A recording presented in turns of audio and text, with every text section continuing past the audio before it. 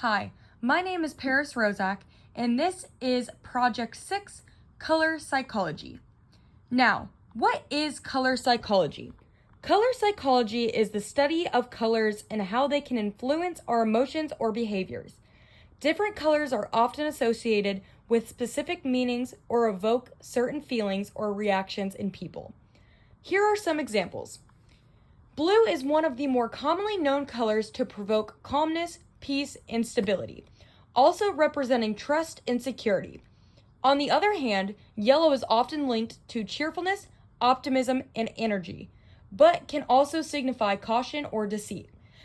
Now, you may not know it, but color psychology is used on you in everyday life, such as fast food chains using yellow to stimulate appetite, and red being used on a sale sign to catch your attention. For this project, I want to explore how different brands use color psychology. I have always wondered why most fast food chains use a lot of similar colors that can sometimes make their brands feel similar to others with similar color palettes, or why a lot of designer brands opt to use darker colors for their logos. I want to explore how effective these color choices are in either enticing customers or disinteresting them. How effective is this type of marketing? Well, let's find out. How do brands use color psychology? Because we know that certain colors can evoke certain emotions and behaviors, we can assume that they use certain colors in their marketing, logos, and products. Not only that, but we also begin to associate specific colors with that brand, driving more attention towards them. Let's talk about some examples of brands starting with none other but McDonald's. We have a strong association with the colors red and yellow because it's impossible to go 5 minutes down the street without seeing those big yellow arches. Digging a little deeper into these two colors, we know that red is known to stimulate appetite and create a sense of excitement. While yellow also stimulates appetite, it also creates cheerfulness and energy. The combination of these two colors encourages customers to stop in using color theory to create happiness and hunger.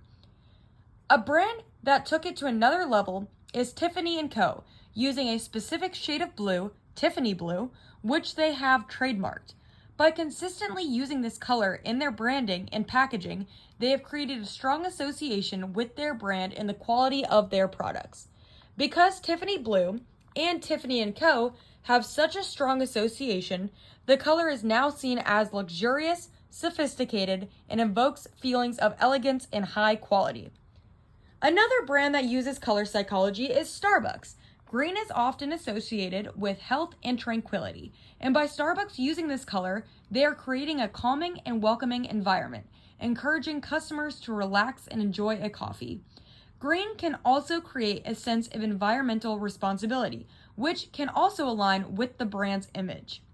There are so many brands that use color psychology to boost sales, create atmosphere, and most importantly, invoke positive feelings in consumers. But what about brands that don't utilize color psychology? A well-known example of a color psychology fail was back in 2009 when Tropicana rebranded. The company changed its packaging from a carton featuring an orange with a straw to a more generic, simplistic design. The new packaging used a different color scheme and layout, which consumers found less appealing. Sales plummeted, and Tropicana quickly reverted to its original design. While the color scheme stayed similar in the color palette, it differed enough to drive customers away. The dark orange and dark green created a feeling of health and hunger, with the background showing a little bit of white. With the rebrand, the white background became larger, and the orange became a light orange liquid that lost a lot of its vibrance and saturation. It was less appealing and eye-catching on the shelves and drove customers away. Another brand that tried and failed to change up their color scheme was Coors Light. They wanted to create a cold-activated blue can, but the execution didn't impress. The blue color was intended to indicate that the beer was cold, but to consumers it came off as artificial and unhealthy, which it is, but I digress. This is why color psychology is so important in branding. Colors subconsciously evoke emotions and reactions, whether intentional or not. Specifically in brands that create products for consumption, they want to focus on colors that feel less artificial. Same with designer brands, a nice dark color comes off as more sophisticated.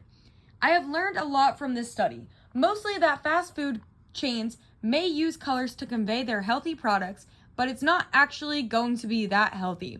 It's just our brain tricking us into believing it is because of something as simple as a color.